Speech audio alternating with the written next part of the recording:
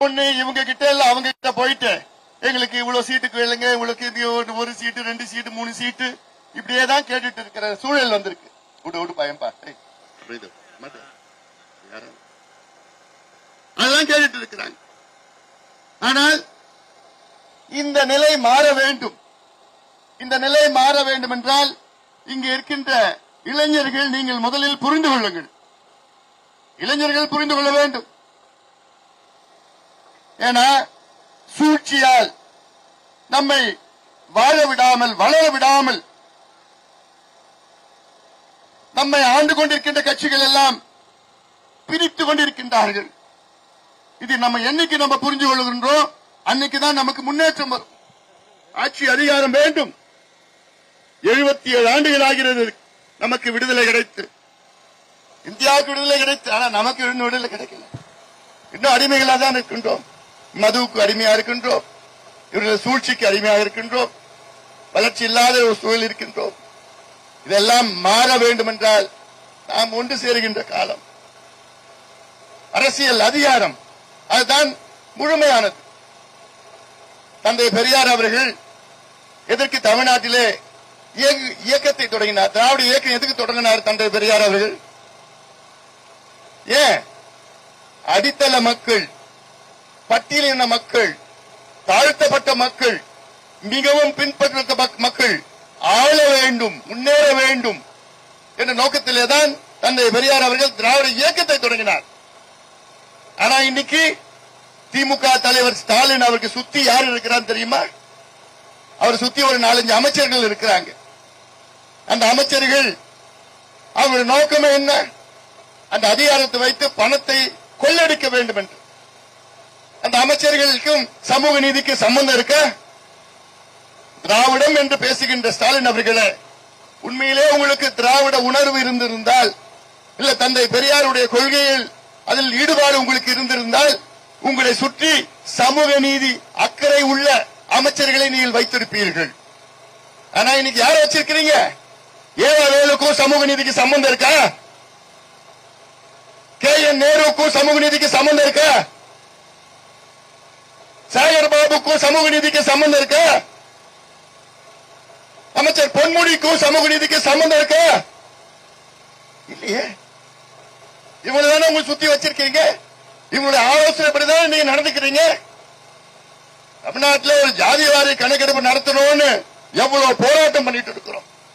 எதுக்கு நடத்தணும்னு சொல்றோம்? அப்படி நடத்தினால்தான் தாழ்த்தப்பட்ட சமுதாயத்திற்கு 18 விழுக்காடு இன்னைக்கு கிடைக்கிற இடஒதுக்கீட்டுல இருந்து 22 விழுக்காடு அந்த இடஒதுக்கீடு உயரும். மிகவும் பின்தங்கிய சமுதாயம் 20 விழுக்காட்டிலிருந்து கிட்டத்தட்ட 25 விழுக்காடு இடஒதுக்கீடு உயரும். பின்தங்கிய சமுதாயங்கள் இன்று 30 விழுக்காட்டிலிருந்து 40 விழுக்காடு உயரும்.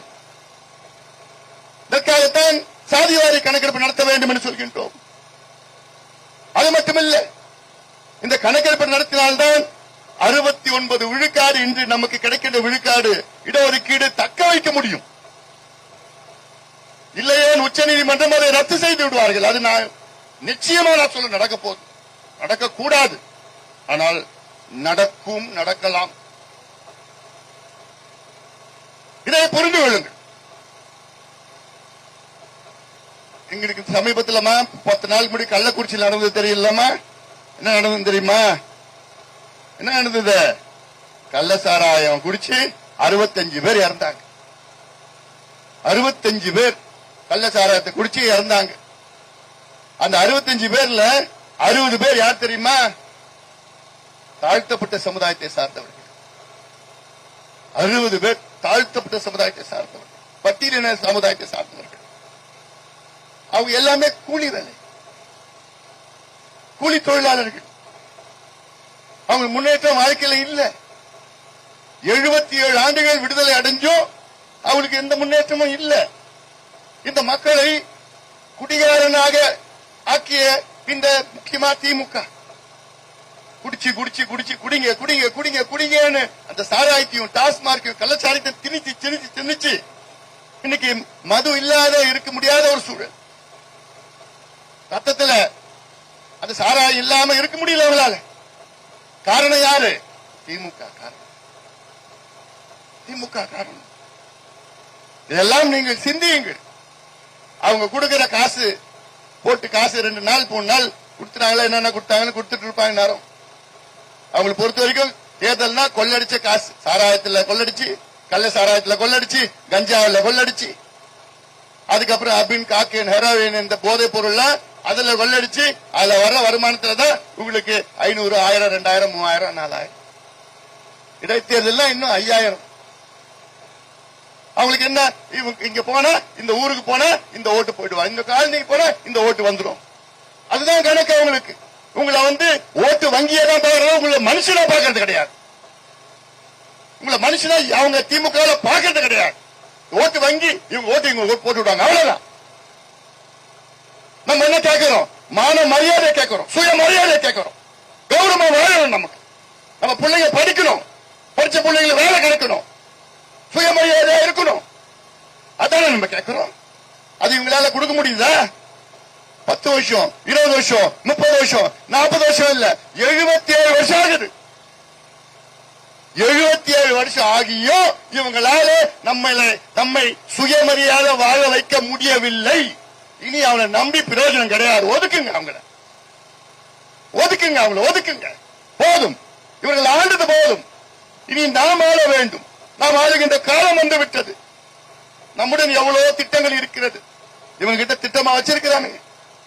என்ன திட்டம் வச்சிருக்காங்க தெரியல. சாராயத்தை டாஸ்மார்க்க டெட்ரா பேக் பாக்கெட்ல கொடுக்க போறாங்க. சாராயத்தை பிளாஸ்டிக் பாட்டில் கொடுக்க போறாங்க. 180 மில்லி வாங்க முடியலையா, அதனால 90 மில்லி பாக்கெட்ல கொடுக்க போறாங்க. பாக்கெட்ல கொடுத்தா என்ன நடக்கும்? ஸ்கூல் படிக்கிற பிள்ளைங்க, காலேஜ் படிக்கிற பாக்கெட்ல வச்சுட்டு போறான், லஞ்ச் பாக்ஸ்ல வச்சுட்டு போறான். வேலைக்கு போறப்ப பாக்கெட்ல வச்சுட்டு போய் வேலையில போய் குடிக்க போறான். ஸ்கூல் படிக்கிற பிள்ளைங்க, காலேஜ் படிக்கிற பிள்ளைங்க எங்க குடிப்பான்? இன்டர்வல் 10 நிமிஷம் விடுறான் பாரு. காலையில இன்டர்வல் எடுத்து பாக்கெட்ல இருந்து குடிப்பான். லஞ்ச் பீரியட்ல அதை எடுத்து குடிக்க போறான். இதுதான் திமுக திட்டம். இது மானங்கட்ட திட்டம். இதெல்லாம் இதைத்தான் இவங்களால செய்ய முடியும். தவிர உங்க பிள்ளைகளுக்கு வேலையோ, உங்க பிள்ளைகளுக்கு கல்வியோ, உங்களுக்கு முன்னேற்றமோ, விவசாயிகளுக்கு திட்டமோ இவங்களால கொடுக்க முடியாது. இவங்களால கொடுக்க முடியாது. அவங்களுக்கு தெரியாது. தெரியாது. தமிழ்நாட்டில் சட்ட ஒழுங்கு சிரிக்குது. போன மாசம் பார்த்தா காங்கிரஸ் மாவட்ட தலைவர் வெட்டி கொலை. 3 நாள் முன்னாடி பார்த்தா சேலத்துல பார்த்தா அதிமுக மண்டல முன்னாள் பொறுப்பாளர் வெட்டி கொலை. நேற்று பார்த்தா பகுஜன் சமாஜ் கட்சியின் மாநில தலைவர் வெட்டி கொலை. இதுதான் நடக்குது. கொலை, கொள்ளை, கற்பழிப்பு, சட்ட ஒழுங்கு, சாராயம், கஞ்சா, கள்ள சாராயம் எல்லாம் நீங்கள் புரிந்து கொள்ளுங்கள், புரிந்து கொள்ளுங்கள். அதனால்தான் மீண்டும் மீண்டும் கேட்கிறோமா, இந்த தேர்தல் உங்களுக்கு முக்கியமான தேர்தல். உங்களுக்கு முக்கியமான தேர்தல் இது. உங்கள் பிள்ளைகளுடைய எதிர்காலத்துக்கு முக்கியமான தேர்தல். ஏன்னா ஒவ்வொரு தேர்தலும் வரும் போவோம், வரும் போவோம். உங்க கையில ஒரு ஆயுதம் இருக்கு. என்ன ஆயுதம்? வாக்கு என்ற ஆயுதம் இருக்கு. ஜனாதிபதிக்கும் ஒரு வாக்கு, உங்களுக்கும் ஒரு வாக்கு. இந்தியாவுடைய ஜனாதிபதி இருக்காங்கல்ல, முர்மு அம்மையார், அவங்களுக்கும் ஒரு ஓட்டு, உங்களுக்கும் ஒரு ஓட்டு. சரிசமமான ஓட்டு உங்களுக்கு இருக்கு. அந்த ஓட்டை சும்மா அவங்க கொடுக்கிற காசு, இந்த கொடுக்கிற பணத்திலயோ, அவங்க கொடுக்கிற பொருள்லயோ அது விற்காதீங்க. அந்த அவங்க கொடுக்கறது நீ வாங்குவீங்களோ வாங்க மாட்டீங்களோ எனக்கு தெரியாது. அது உங்ககிட்ட விட்டுற, உங்க மனசாட்சிகிட்ட விட்டுறேன். ஆனா ஓட்டு மட்டும் மாம்பழத்துக்கு போடுங்க. மாம்பழத்துக்கு நீங்க போட்டாதான் திமுக அரசுக்கு பயம் வரும். இன்னைக்கு மெத்தனமா இருக்கிறான், ஆணவத்தில் இருக்கிறாங்க, ஆணவத்தில் இருக்கிறாங்க. நாங்க அது ஜெயிச்சிட்டோம், இது ஜெயிச்சிட்டோம். எப்படி ஜெயிச்சாங்க? பணத்தை கொடுத்து, ஊழல் பணத்தை கொடுத்து ஜெயிச்சாங்க. அதனால இந்த விக்கிரவாண்டி தொகுதி மக்கள் ஒரு எடுத்துக்காட்டா இருங்க, எடுத்துக்காட்டா இருங்க. அதனால இதெல்லாம் நீங்கள் புரிந்து கொள்ளுங்கள், தெரிந்து கொள்ளுங்கள். மருத்துவர் ஐயா அவர்கள் 86 வயது இன்னைக்கு ஐயாவுக்கு. 45 ஆண்டு காலம் ஐயா அவர்கள் இந்த மக்கள் முன்னேற வேண்டும். மக்கள் யாரு? தாழ்த்தப்பட்ட சமுதாயமும், வன்னியர் சமுதாயமும், பிற்படுத்தப்பட்ட சமுதாயங்கள், சிறுபான்மை மக்கள். இவங்க முன்னேறினாதான் தமிழ்நாடு முன்னேறும். நினைச்சு பாருங்க, 40 விழுக்காடு தமிழ்நாட்டை சார்ந்த மக்கள் தொகையில் அவங்க முன்னேற்றம் இல்லைன்னா தமிழ்நாடு முன்னேறாது. என்னைக்கு இந்த 40 சமுதாய மக்கள் முன்னேறுகிறதோ அன்னைக்குதான் தமிழ்நாடு முன்னேறும். அதுதான் யதார்த்தம், அதான யதார்த்த உண்மை. அதை இந்த கட்சிகளுக்கு அது தேவையில்லை. திமுகவுக்கு அதெல்லாம் தேவையில்லை. இவங்க முன்னேறினா நமக்கு ஓட்டு போட மாட்டாங்க, திமுக ஓட்டு போட மாட்டாங்க. அவங்க ஓட்டு தான் பார்க்கிறான், ஓட்டு வங்கியை தான் பார்க்கிறான். அதை புரிந்து கொள்ளுங்கள். இந்த தேர்தலில் நம்முடைய வெற்றி வேட்பாளர் சி அன்புமணி அவர்களை நீங்கள் எல்லோரும் மாம்பழம் சின்னத்தில் வாக்களித்து அவரை வெற்றி பெற செய்யுமாறு உங்கள் எல்லோரையும் பணிவோடு பாசத்தோடு கேட்டுக்கொண்டு நன்றியோடு விடைபெறுகின்றேன். நன்றி, வணக்கம். அந்த பாயிண்ட் எடுத்துருப்பா.